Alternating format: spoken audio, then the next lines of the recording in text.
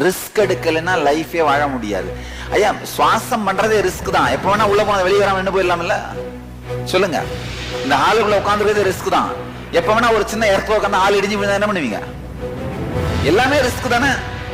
ஆனா நம்ம என்ன நினைக்கிறோம்? இல்ல இல்ல போயிருச்சுன்னா என்ன பண்றது? நல்லா தெரிஞ்சுக்கோங்க, சமூகத்துக்கு சேவை பண்ணுங்க. ஆனா நீங்க நல்லவனா கெட்டவனான்ற முடிவு பண்ற உரிமையை சொசைட்டி கொடுக்காதீங்க. நீ நல்லவன் சொல்லுவ அப்படிங்கறதுக்காக நான் சேவை பண்ணல. எனக்கு ரொம்ப ஆனந்தமா இருக்கு, இருக்கிறத உலகத்தோடு பகிர்ந்துக்கலான்றதா வேலை பண்றேன்.